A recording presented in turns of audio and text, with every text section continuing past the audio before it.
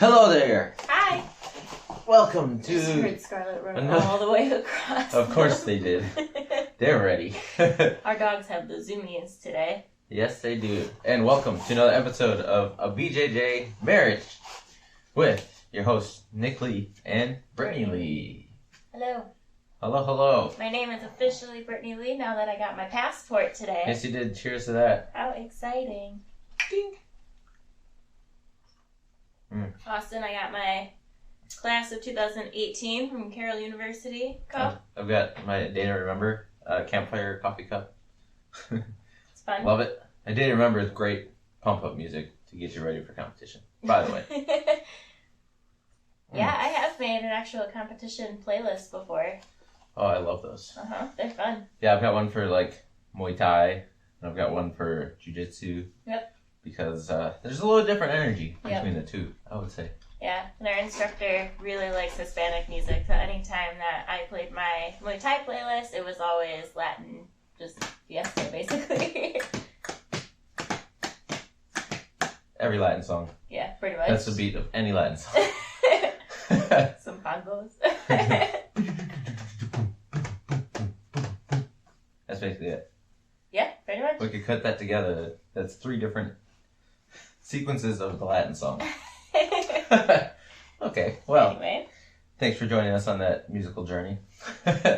But today our episode is all about seminars.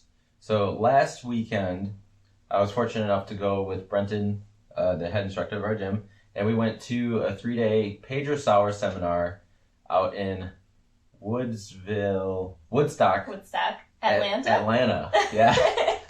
Woodstock, Atlanta was what I said. And, it was Georgia. It's Woodstock, Georgia. Atlanta is not a state. Turns out. It's funny because on his Facebook post, he's like, I had so much fun in Woodstock, Atlanta. And I was like, honey, it's Woodstock, Georgia. He's like, yeah. Oh, I'll go edit that right now. Yeah, I was like, oh yeah, that's right. But I was typing fast on our road trip home. But you're so energized. I'm always so energized. But why were you energized? Why was I energized? Look at your belt. Look at that. Look at his shiny belt, guys. He got his 4th stripe. A full rank. He is no longer a 3-stripe blue belt. No, because nobody cares about 3-stripe blue belt. No, you matter now. I now matter, yes. I'm better than a white belt. Nobody cares about 3-stripe blue belts. Shout out Josh Janis.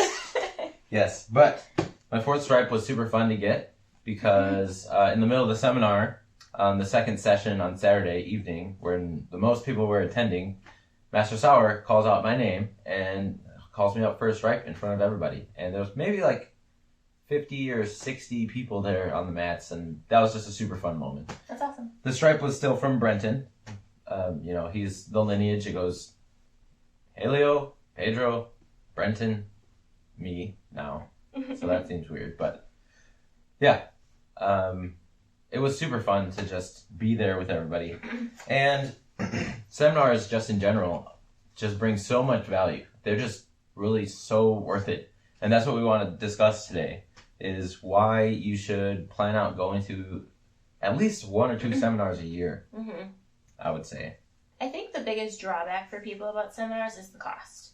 I mean, they are a little pricey, especially if it's a Pedro Sauer seminar, or if it's someone who is like very, very, very high ranked. Like I know in our gym, or a world champion, or like anyone who you probably know the name of, it's not going to be cheap. But we'll get into that. We do have seminars at Fluid that when our people host it, it's between $30 and $60. So it's not as bad. But they are, I mean, that's still $30 to $60 that you're paying on top of your membership, on top of your gis, on top of your injury preparedness and all that. Yeah, I was going to say, jiu-jitsu is not a super cheap sport. No. Gym membership, okay, that can get up there. Whenever you need new gis, need new equipment, you need a brace for your knee, you need to buy more diclofenac to rub all over your joints. Oh my God. That sounds awful. If you get supplements, head cream, tapes for your fingers, rash guards, rash guards, everything. It gets to be a pretty penny. So I understand why people are a little bit cautious about going to seminars because they're already spending so much time and energy and money into jiu-jitsu. But I think once a year is not a bad mark to at least go to 1 or 2 seminars a year. Mm-hmm. And it's not crazy expensive. Mm-mm. The Master Sauer one is, I think we paid $115 each for it. It is going up in price as it's getting closer now because we're trying to fill seats or trying to, I don't really know what the point of that is. The point of that is if you're missing out on a cheaper price by signing up early. Yeah, early sign up. Yeah. But yeah, so we paid like $115. I think they're now at like $125. Yep. I think they go all the way up to $160 up the week of. The seminar I was at last weekend was $400 a person. Yeah. But that was 3 days, and there was also some business coaching seminars on top of just jiu-jitsu seminars. Mm-hmm. So it was like everything that I'm working for in my life, it checked all of those boxes. And I was really grateful to be able to go with Brenton. We drove down there and spent Friday through Sunday there. And there was multiple jiu-jitsu sessions. I learned the coolest thing about the seminar. So I just want to talk about the seminar for a little bit. He's going to go into it for a while. I'm probably just like off to the sideline on this whole thing. Yes. But the coolest thing about the Master Sauer seminar is it was for all the Pedro Sauer affiliates in the Pedro Sauer Association. It was for the gym owners. So there was more than 30 of Pedro Sauer's black belts on the mats. And there was more black belts than any other belt on the mat. And that is remarkable. That's something that I've never seen before. Typically, you know, you go into any gym and there's a sea of white belts, a couple blue belts, maybe you'll see a brown and a purple, and then 1 black belt if you're lucky, maybe 2 black belts if you're at a really cool school with great teachers.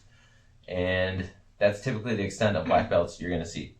But I saw the entire wall, because, you know, people line up against the wall, the black belt is against the wall, then everybody lines up on the mats.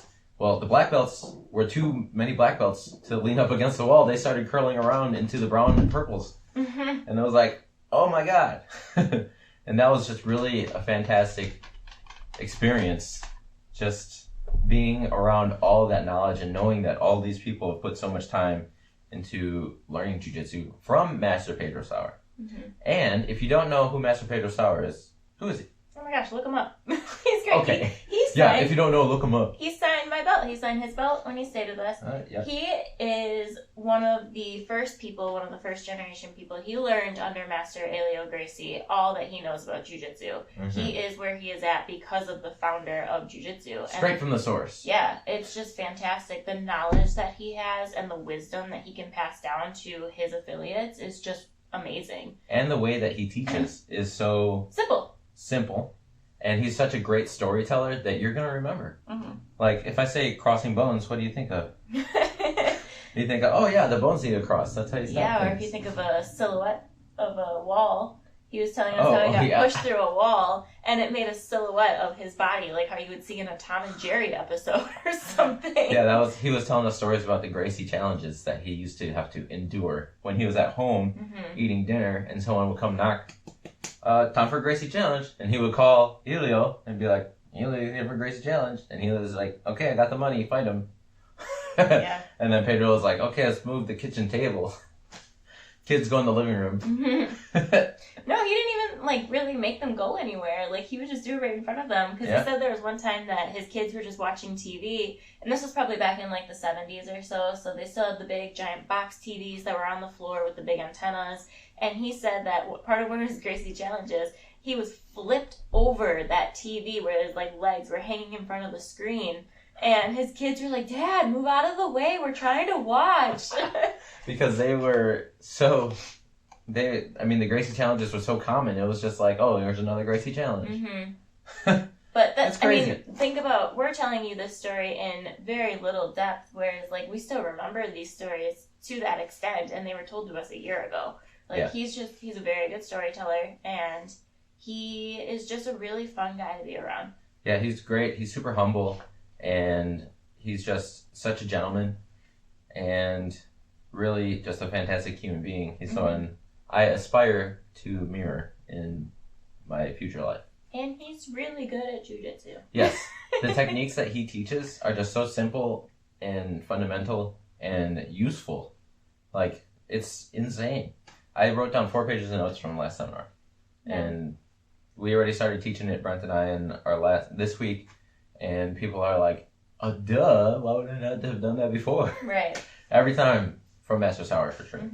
But any seminar you go to, you're going to pick up one or two little nuggets, because typically when people teach a seminar, it's what they are known for or what they put the most time developing into their game.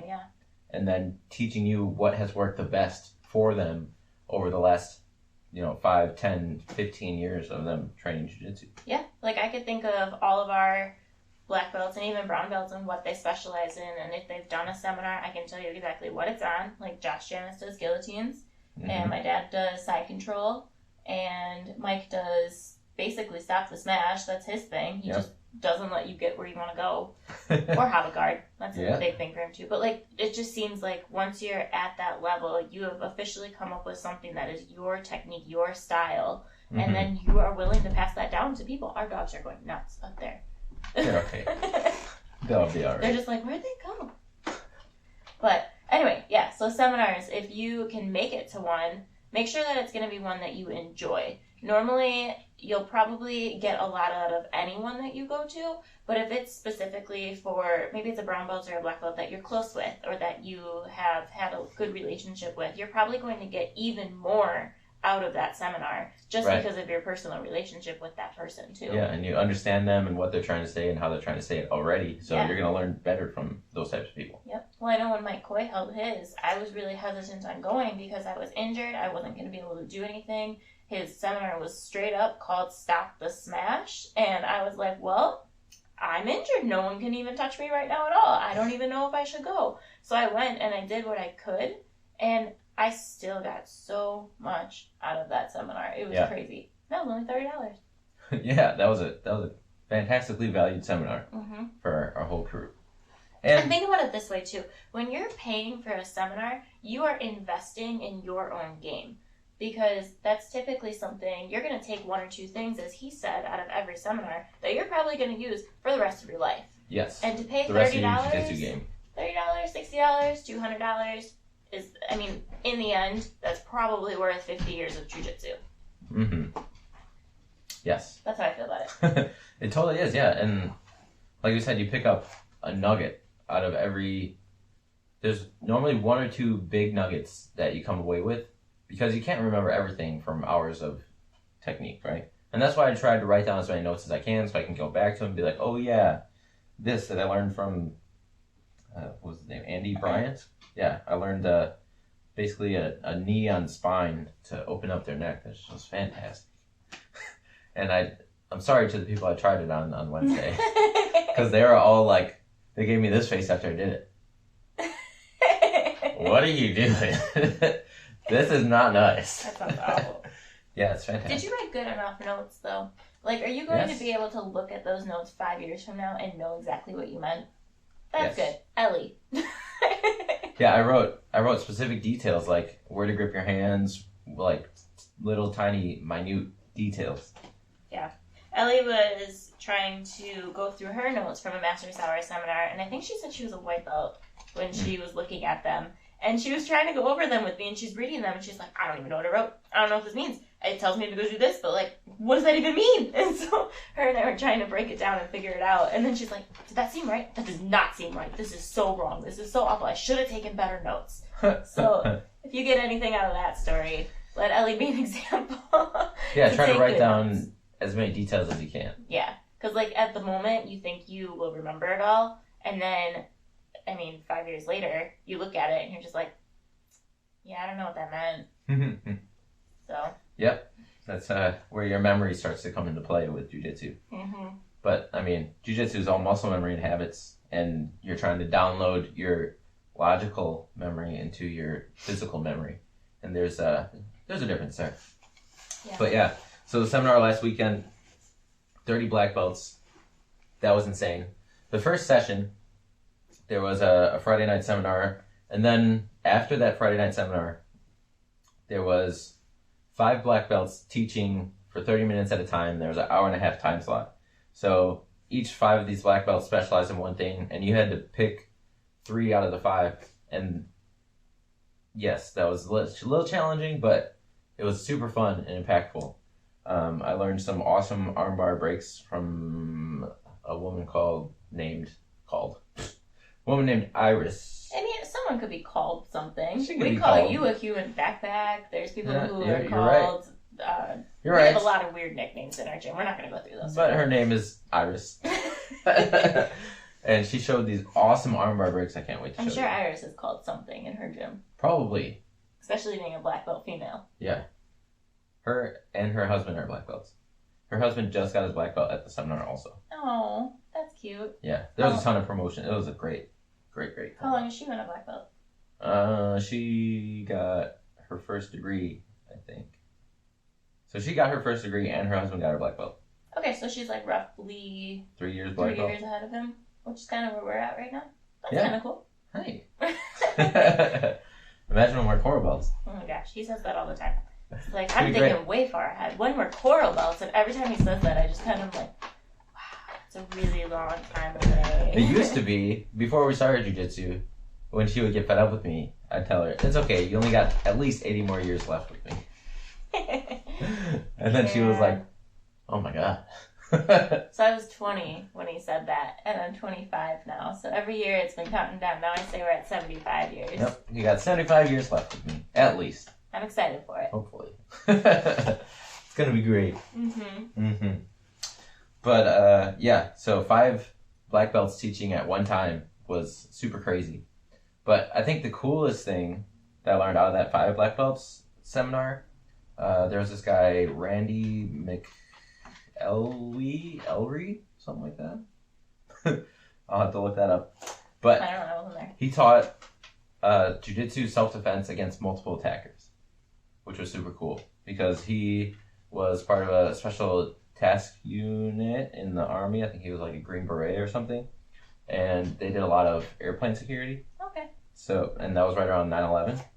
And they needed to know, without any weapons, how to defend yourself against multiple attackers. And he taught a whole sequence for it, and it was super eye-opening and awesome. That is cool. That would have been really fun to experience. I can show you later. It's fun. Yeah. I wrote notes on it. Cool. Yeah, but... So what would you say was your biggest takeaway from this last seminar? Not all of them, just this last one. The last seminar,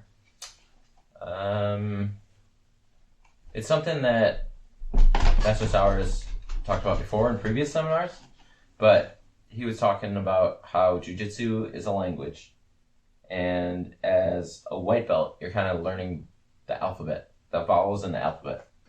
As a blue belt, you're starting to learn words. You're starting to put letters together and understand words. Maybe you can say like 2-word sentences, 2 or 3 word simple sentences like, I drink water, or something super simple, right? As purple belt, you start to actually make sentences that make sense that you can start talking to people about. Like, you know, just start to have that conversation. As brown belt, you start to have in-depth actual conversations with people that can really, you know, impact you as a brown belt. And then at black belt, he says that that's when you're able to start talking about philosophy. So at that point, you've completely transcended the language, and now you're starting to talk about more things, but you're able to communicate it. And that's all through jiu-jitsu. And it was super cool to hear that analogy That is of interesting. jiu-jitsu as a language, because we're having conversations with our body, right? And if you're trying to do a move on me and I'm literally just trying to stuff it, I'm, you know, having a conversation with you that's basically like, no, stop, don't do this. But I could also be, you know, let you talk and then let my conversation respond to that in a different way and just, you know, make you tired by you doing all the talking and me just answering, you know, questions. Yeah. I like it. Yeah. It's very cool. You didn't even tell me that. That's awesome.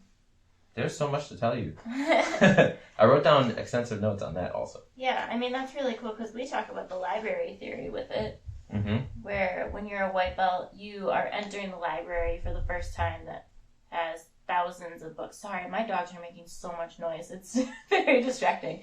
But, no, so you're entering the library that's filled with thousands, if not, like, more than that, of just books everywhere. Yes, and each book is a technique. Yeah. And so when you are a white belt, you are maybe looking at like 10 of them.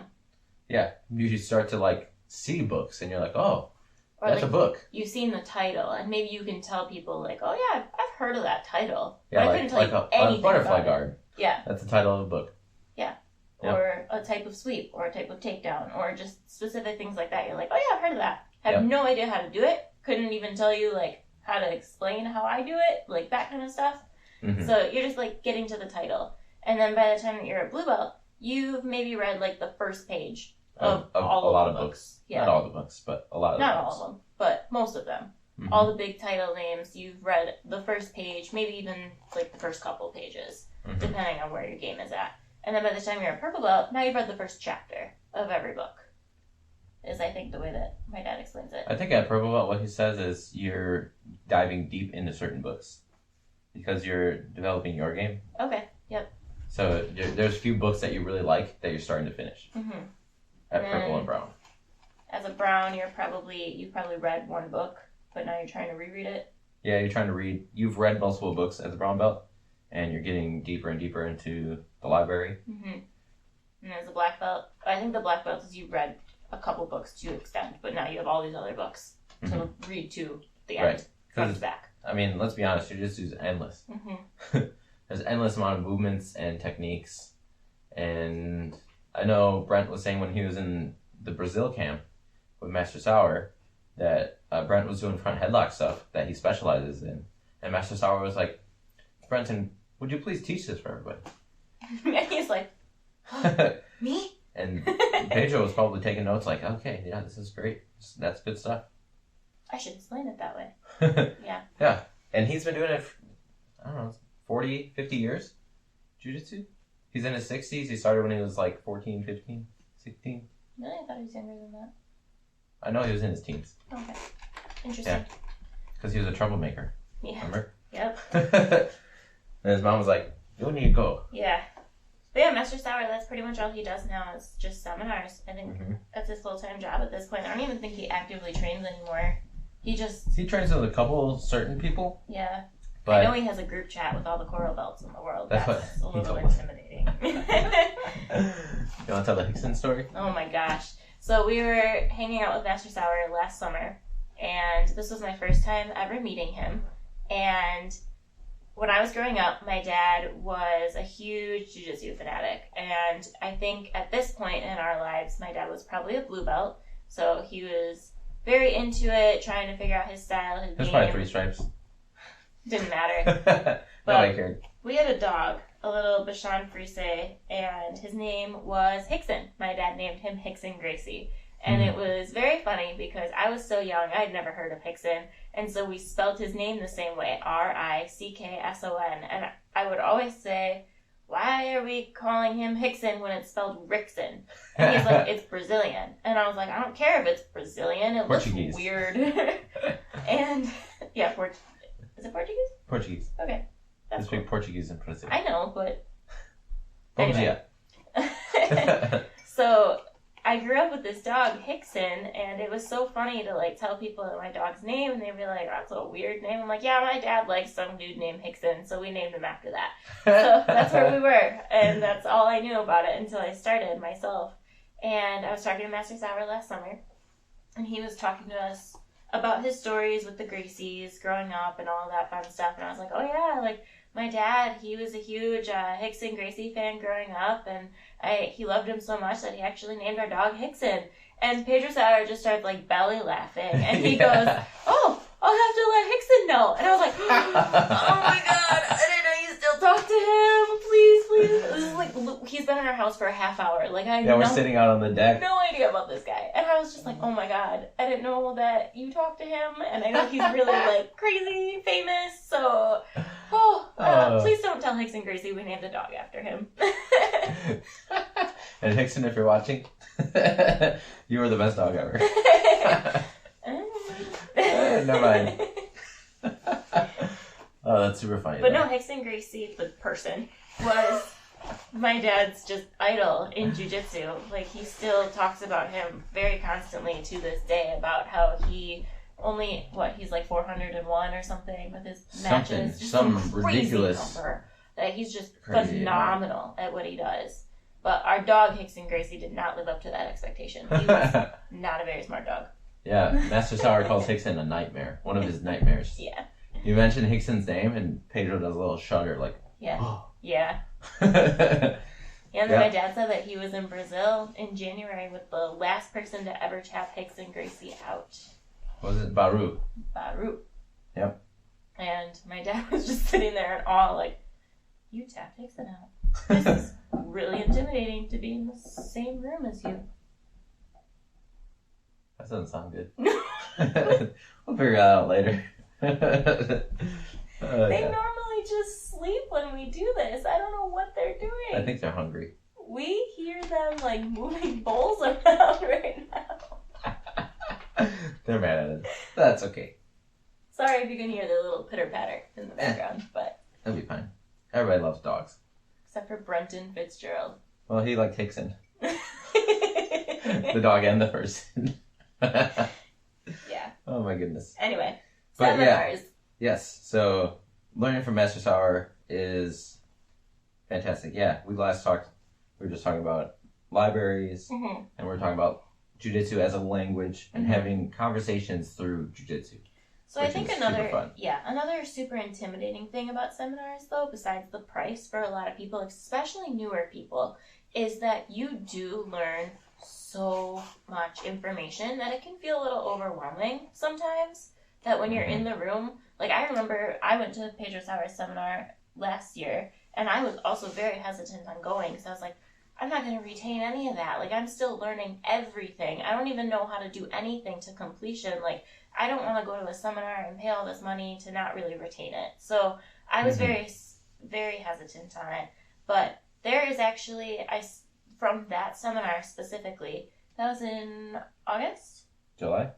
That was in July. Yeah. So I had been training for just about a year. I think it was at my 12 or 13 month mark at that point.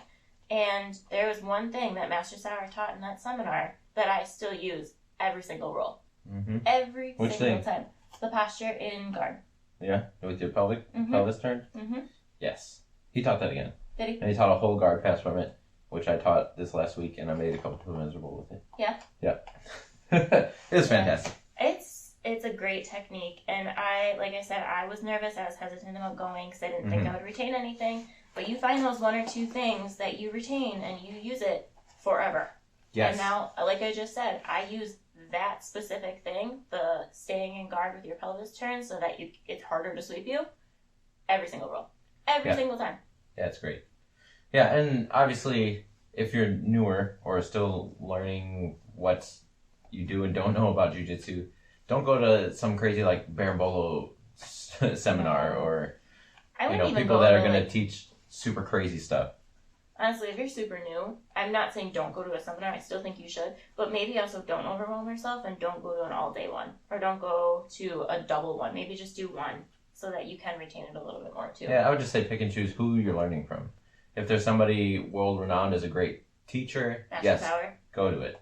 If there's somebody that's, a competition beast and you're not sure if they're a great teacher or not, maybe pass on that one and, go to someone else. Yeah. Because some people are great at jiu-jitsu, but they cannot teach to save their lives. And some people are great teachers and they're just okay at jiu-jitsu, but that's fine because they can teach everything they're doing, which helps out everybody. Absolutely.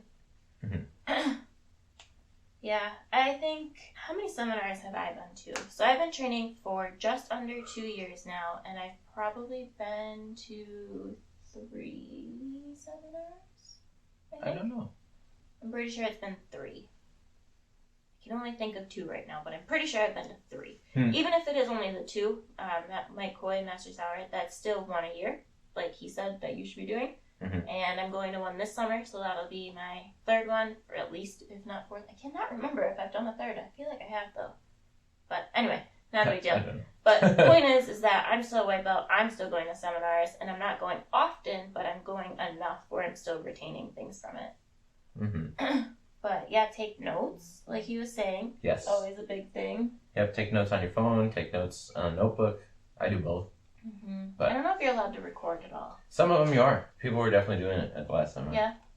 Yeah, and you can take pictures here and there. Yeah, I would check into that, though. If you're going to do a seminar, make sure you look into the rules about recordings before just pulling out your phone.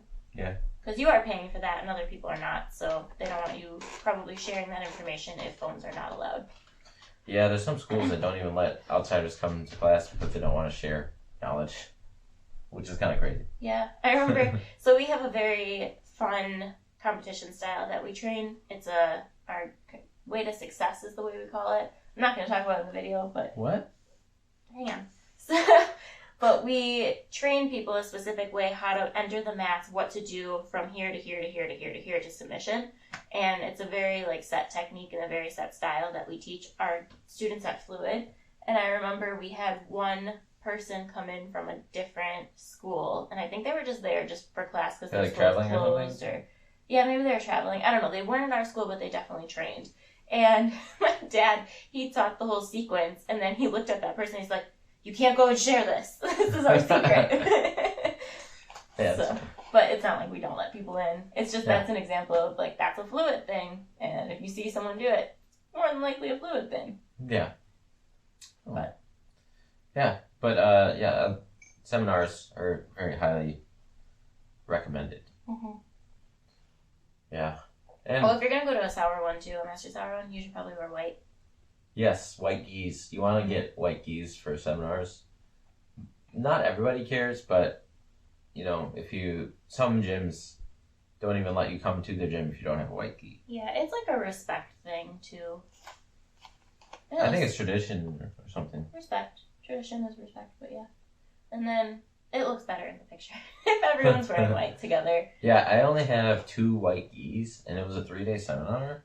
So the first day I was wearing blue, and me and one other guy were wearing blue, and the rest of the 50 people are all wearing white. And we just stuck out. I was like, sorry. Yeah. But that was also, it was a Friday night. You probably didn't expect their picture to be taken. You were just like, I'm saving my 2 white gis for the 2 days that I'm going to be there. So I'm just going to throw on this random gi. Also, if you're not going to have a white gi, the suggested color after white is blue. It's not black, it's not gray, it's blue. So you did the right thing by wearing blue. Yeah. And try not to go to another gym with your gym's patches all over. Yeah. It's kind of funky. This. Yeah, I did not bring this gi. Well, it's not white. But I'm not going to go to other gyms like an open mat or something and wear my Fluid stuff. The rash guards are fine. Open mats are fine. Yeah. I think if you're going for a lesson, though. Right. Lessons are different. Open mats are totally different. Mm-hmm. Yeah. Which, by the way, this last week I came up with the best idea ever to have the world's largest open mat. My goal is to have 1,000 people all at one open mat. Mm-hmm. It's going to be great. Yeah. So right now I think we're looking for dates in September. So keep an eye out for that.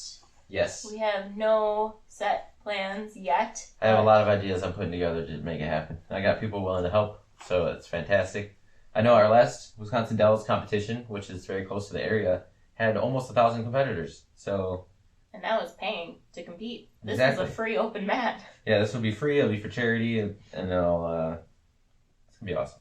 Sponsorships, trying to get some food involved. It'll be a pretty wild event. It should be fun. So keep an eye out for that. If you guys have any ideas, Send them my way. Yeah. I love ideas. Yeah? It should be fun. But that's kind of different from a seminar. That's seminars totally are different from open mats. They're different from lessons in school. Yeah, which is why I want to try to have the world's largest open mat, because it's not a seminar, it's not a camp, it's not a competition. It's just a whole huge number of grapplers coming together, training, rolling, eating, having a good time. Yeah. Well, I know he put out a survey in one of his jiu-jitsu groups that he's in on Facebook, and he asked, what's the biggest open mat that you've ever been to? And he gave specific numbers, and a big, giant majority of them were, I've never been to an open mat with more than 50 people. Yeah. There was a couple people, a handful of people who were about 100. I think there was 2 or 3 who said over 200, but besides that, that's 2 or 3 that answered. So he's trying to throw on 1,000 people. Yep. So we'll see how that goes. Trying to make it literally the world's largest open mat. Yeah. And create a whole bunch of buzz for it. Mm-hmm. It's going to be great. But anyways, that's different than seminars. Yeah. Yeah. But yeah, I think seminars are very valuable.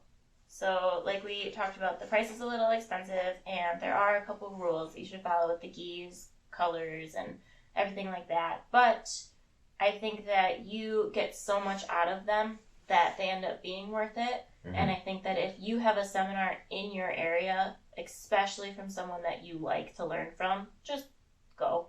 Yeah, just go. There's another huge benefit of seminars, the bigger they are also, is just networking in general. Yeah.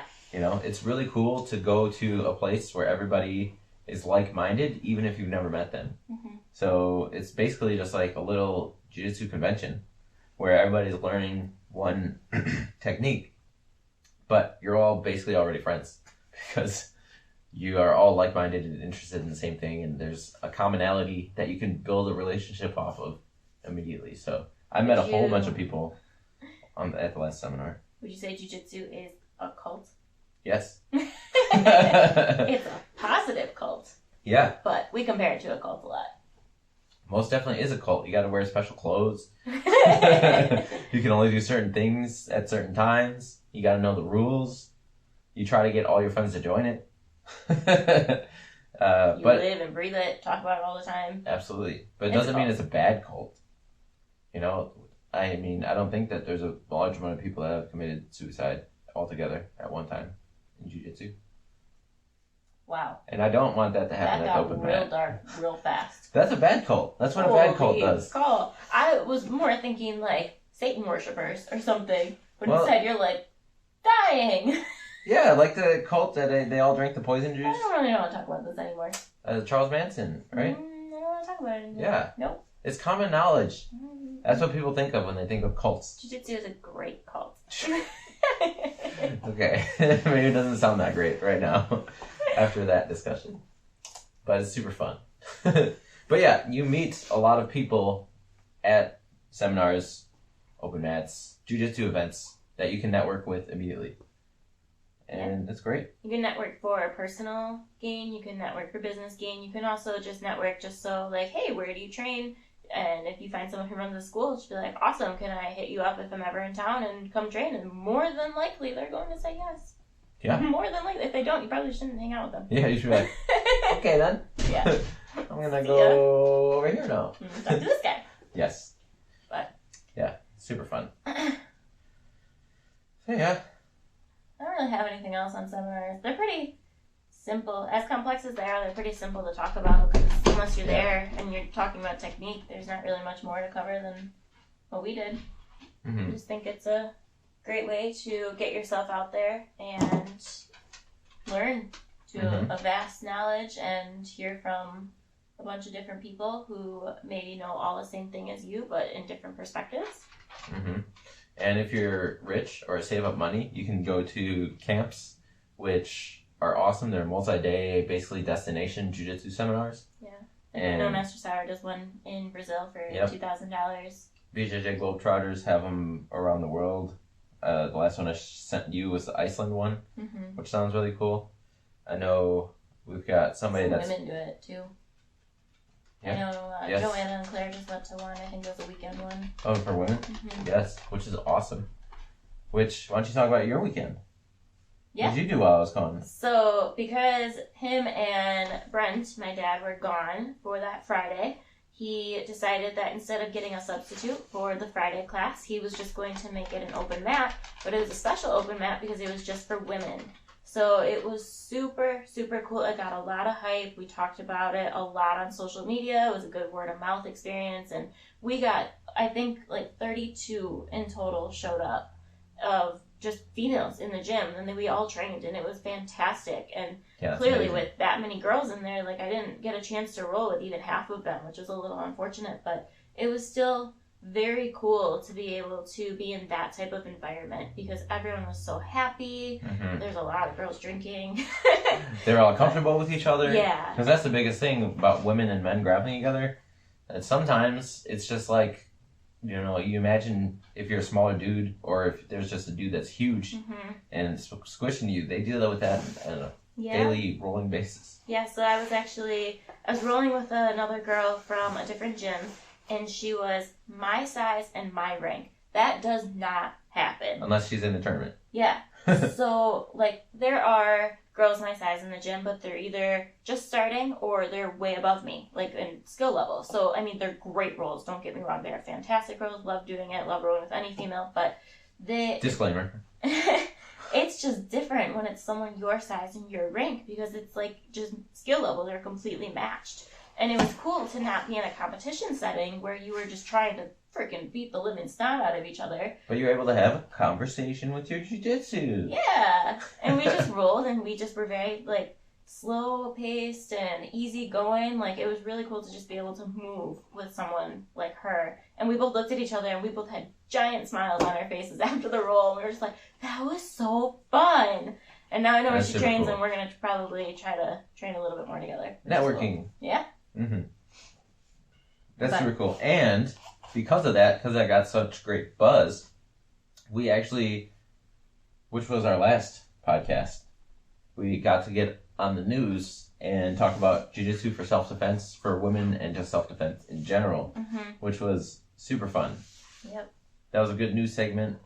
You know, if you're interested in that, go check out our last podcast, episode 12, Jiu-Jitsu for Self-Defense. Yes. And then going back to the women's only open mat, we are going to try to make it that more than just an annual thing. I think we were talking about maybe quarterly, if not just semi-annually, so that we can get it more often because it is so cool for females to be able to train together. I do know that Ellie, I don't know if she wants me to say her actual name, Melissa, and Tracy and I are actually Who's planning. Melissa? I don't know, some random cop. She's probably 3-stripe blue belt or something. 4-stripe blue belt. I know, I'm just kidding. But we're planning, Tracy, Ellie, and I are planning on doing a female podcast talking about what it's like to be in a male-dominated sport as a female and constantly get smashed, but love it at the same time. So it's going to be great. That's what she said. So pay attention to that. We were trying to do that last week, so it was technically supposed to be this week's episode, but we didn't get a chance to get together. So it'll be up soon, so pay attention for that one, because that'll be fun. Yeah, that'll be fun. The women at Fluid are crazy. Look at those crazy eyes. I'm probably one of the least crazy ones. Just saying. Rule number 1, women are crazy. Of all women. Okay. Well, if you guys have ever been to a seminar, drop in the comments where you have been, what you got out of it, and what advice you would give to other people about going, because I think that would be something pretty cool to see. Yeah, and drop your favorite nugget that you've ever learned from a seminar in the comments. What's the one thing you learned in a seminar, whether it was yesterday or 10 years ago? What's the one thing that you learned that you still use today? Yeah, that sticks out. Because there's multiple things that are sticking out from a few seminars I've been to, which is awesome. And, you know, if there's ever a question-answer portion in the seminar, I would advise you to ask this question to whoever's instructing the seminar. Say, if there was one thing that I was to take away from the seminar today, what would it be?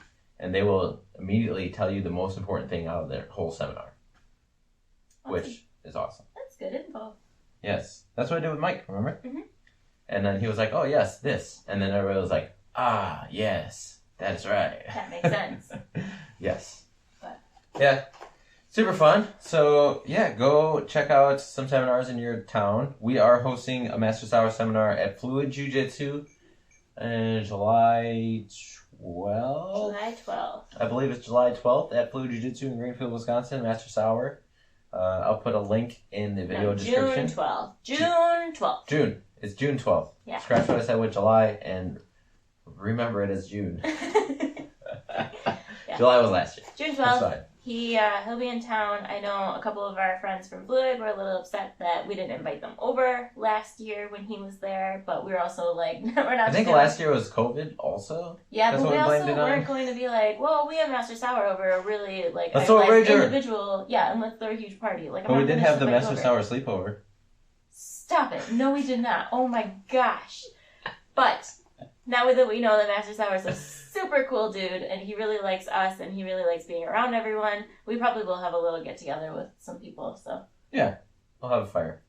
We'll take a picture. We'll post it. Maybe we'll get him on this podcast. Yep. We'll see. So. Awesome. All well, right. Thanks so much for watching, everybody, and I hope you have a great rest of your day. Go to a seminar.